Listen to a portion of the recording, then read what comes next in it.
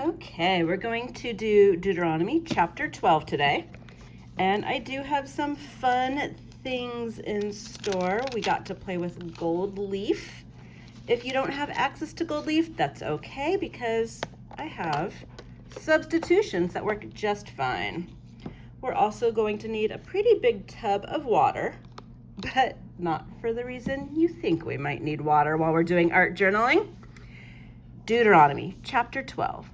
Now these are the laws and customs which you must keep in the country which Yahweh, God of your ancestors, is giving you as yours, and which you must observe in every day that you live in that country. The place of worship. You must completely destroy all the places where the nations you dispossess have served their gods. On high mountains, on hills, under any spreading tree, you must tear down their altars, smash their sacred stones, burn their sacred poles, hack to bits the statues of their gods, and obliterate their name from that place. This is kind of frowned upon in today. We don't go into a country and completely obliterate the culture, but God has a specific reason for wanting his people to do this. He goes on in verse 4. Not so must you behave towards Yahweh your God. You must seek Yahweh your God in the place which he will choose from all your tribes, there to set his name and give it a home. That is where you must go. That is where you must bring your burnt offerings and your sacrifices, the tithings and offerings held high, the votive offerings, your voluntary offerings, so on and so forth. And then he goes into the sacrificial regulations and against the Canaanite cults. Verse 29, chapter 12. When Yahweh your God has annihilated the nations confronting you, whom you are going to dispossess, and when you have dispossessed them and made your home in their country, beware of being entrapped into copying them after they have been destroyed to make a way for you. Do not inquire about their gods, saying, how did these nations worship their gods? I want to worship Yahweh the same way. This is not the way to treat Yahweh your God. For in honor of their gods, they have done everything detestable that Yahweh hates. All right. Set my Bible to the side. And we have where I'm going to journal. You see that I made some notes already. And we started off looking through some calendar pages that had beautiful mountains and hills and big spreading trees, places that had buildings in them, because the first thing he says here is he's giving it the country, and we must completely destroy all of those places of worship. So we cut down our page so that it would fit on the journal. I cheated a little bit beforehand and I folded it along the lines I wanted it. Maybe I'll do this for both sides. Because I didn't want to spend time during the video measuring out what I should cut. There we go. Okay, so now it's the right size for our journal pages. And then I had them tear their pictures up into little bits. This was a little bit hard for some of us. We liked the picture we picked out. I didn't tell them ahead of time what they were going to do, so it was a little bit surprising. Why would I want to tear down this beautiful photograph of some of God's beautiful creation? Well, when the Israelites came into the land of Canaan, they were told, tear down all the places of the idols, whether they are in the high place, the low places, the Ashereth poles, I'm missing something here. You know what, maybe we'll just, no, I want the sky. That's okay. And the reason God is so thorough with him about destroying these places of worship, the statues and the idols and those buildings, was because some of the Israelites that were going into Canaan remembered Egypt. They were children, but they would have remembered that the Egyptians had multiple gods that they worshiped. They had, putting these back together can be interesting. All right, I think that goes there. They worshiped deities for everything. And God did not want them growing up to be like the Egyptians. He wanted them to be a people for himself. So he asks them to completely destroy, to leave no trace, not to be tempted at all by these different methods of worship. All right, we're gonna leave that there. So you want to put your pieces back together a little bit. Leaving that little bit of space. And I thought it was a Japanese art, but I was mistaken. The ladies at church told me it first originated in China. Kintsugi, I think is the Japanese word for it. Fixing pottery with gold. And I want to do that with this in just a moment. All right, the next part of this, God said to tear down all of those places of worship, to smash the stones, and to burn them. This is where that water is going to come in handy. Because you're going to want to very quickly douse that fire, that flame. Oh, I like how it turns on the back of that. You can't really see much of the burnt part of that. So let's try some of the blue sky over here. Maybe that will show the burn a little better.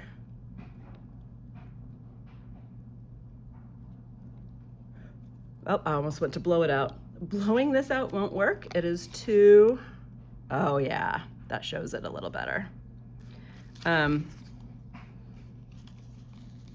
The fire will be too strong to blow it out. You'll blow hot embers everywhere, so please dunk it.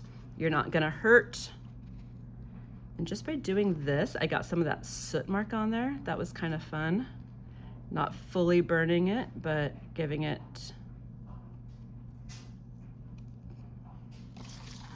This is where we hope I don't trigger the smoke alarm, but we'll see, Okay.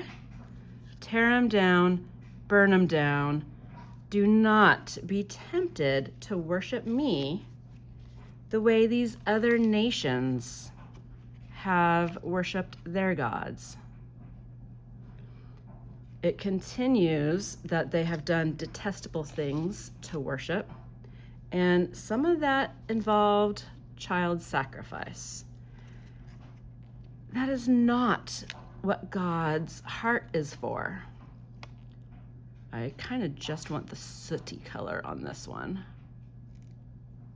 Maybe a little, whoop, there we go, a little bit of burning. And I think that went that way. That turned out pretty good. So take your time. Always start with reading the scripture, journaling your thoughts about the scripture. Why does God ask them to do this? Well, he tells them. And so we might be tempted to think, okay, well, that's fine and well for them back then. They were going in and conquering the land. But what are the idols in our lives? What have we replaced God with? He has some very specific ways of worship.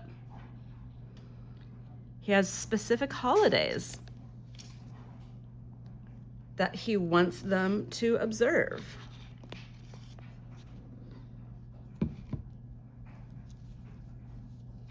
And it's hard to do that if you're observing everything else at the same time. I think I've played with the fire long enough for you to get the idea of that. For this part, even though I really like Mod Podge, I'm just going to use a very normal glue stick. And I'll use Mod Podge over the top later to seal it down.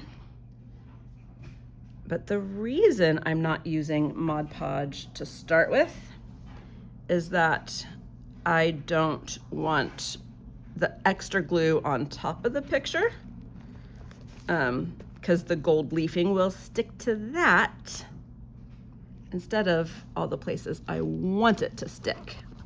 Okay? So just go ahead and after you have torn and burned all your pieces down, glue them back. This kind of defeats the purpose if God said completely destroy them and we hold on to the pieces and say, yeah, but I think I can fix it. Look, God, if I do this, it turns out really pretty. This is your reminder not to do that. If we have idols or traditions that are not honoring to God, he is asking us to get rid of them, smash them, burn them. He doesn't want to be worshiped like all the other gods. He doesn't want, he's jealous. And it's a good jealousy, it says in the scriptures. But he's very specific about it, and he has his reasons why. Do we understand them all the time? No. But that could be because I'm almost out of glue. We're not God. We're human. And we are very much entrenched in this world of sin.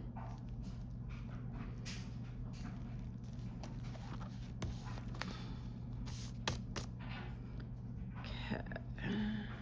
Yep, that one goes down. Am I missing a piece there? Sky, sky. Huh, maybe I am. That's okay. That can be one of the pieces that was smashed to smithereens. Okay, I'll glue this one down.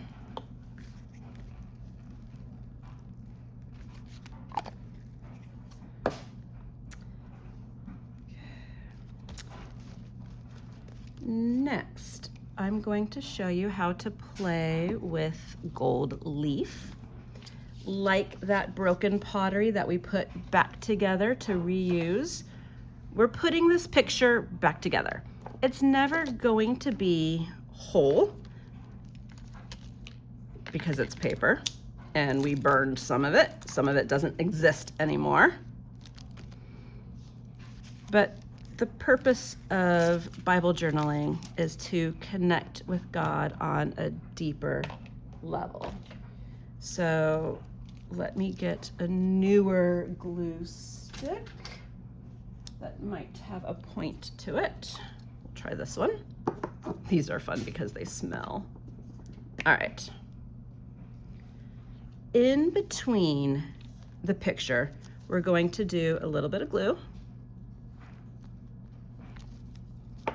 And we're going to lay down the gold leafing. It's very flimsy. It's a lot of fun. At least I think it's a lot of fun. If you don't have access to gold leafing, that's okay, because I told you there would be some alternative things you could do.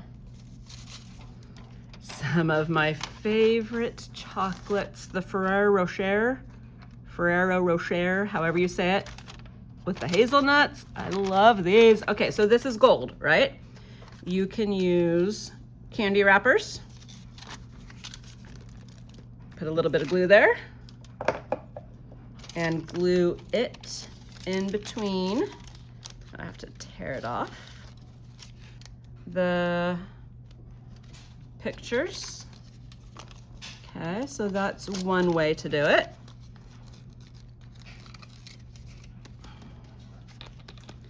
Another simple way is gold glitter. Michael's $4.99 for this big thing, but it's yellowed out. I think it's pretty old. Glitter's gonna be a little bit messy. It will have a very different look to it, but still the same purpose, right? We're still gluing back our picture. It is, I'm gonna say it's unwise to say that you're gonna give something to God and then take it back. Okay, after the glue has dried under the gold leafing, you're gonna wanna take a clean, dry brush and brush off the extra bits. Okay. You can go ahead and do that with all of the corners and edges. And while you're doing it, your prayer is, God, this is something I have in my life that cheapens my relationship with you. Help me let it go. Help me not to pick it back up again. I don't want it. We do want it because we have a body of flesh, but we know that we want to honor God. It is our love for Him that gives us that strength.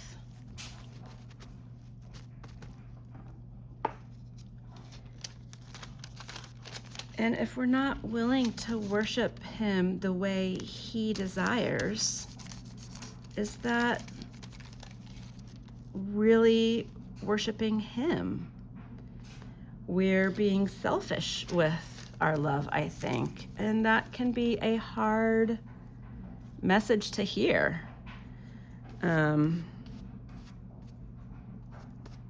Yeah, I'm just gonna leave it at that before I say too much. The fun thing about using a glue stick for this is it dries pretty quickly and you're able to smash it. Now I have a little bit of glue and stuff. Let's see if I can just get some of that off. There we go. Whoop, and see, it wasn't completely dry yet in there. I was taking some of the leafing off as I dabbed it. That's okay. God says, after you have finished taking down all of the idols and the places of worship, I will show you where I want to be worshiped. And now I can't find my temple. There it is. Okay, so at church I printed out smaller floor plans of Solomon's temple. The people had to wait quite a while before they got their official temple, but they still had the tabernacle, which was the portable temple that they brought through the wilderness with them. And the temple is set up very much like the tabernacle was set up, where you have the gates entering it and the altars and the sinks and the showbread, and you go into the very holy of holies with that curtain. Well, you don't. The high priest did once a year to atone for their sins. But there's a lot of information about that in Leviticus and in Deuteronomy. So he says, I want to see what verse he says that in. Verse 5, you must seek Yahweh your God in the place which he will choose from all your tribes, there to set his name and give it a home. This is where you must go. We don't have the temple anymore. It was destroyed. It was rebuilt. And in 70 AD, it was destroyed again, like Jesus prophesied. The temple sacrifices, the temple worship, all of that has been at a standstill, a halt. I'm going to put it, I don't want to put it sideways. I guess it'll just take up, it'll stick out a little bit on my book. This is too big for my picture. That's okay.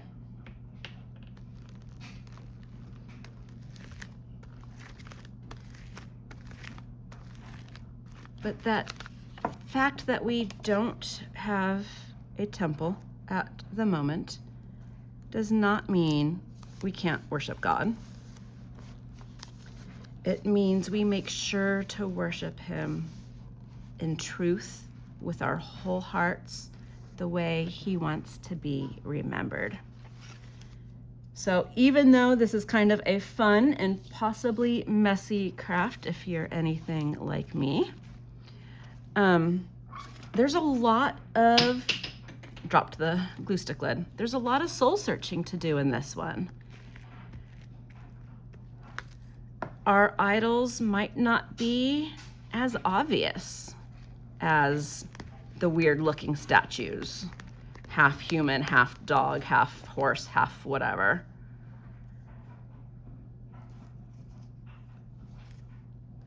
Some of us idolize movie stars or money or our fancy cars. And those in their own right might not be bad, but chances are they're also not giving glory and honor back to God the way he wants. So I hope you enjoy this lesson. Thank you so much for tuning in. And once, oh, I glued that down. That's why it's still stuck there.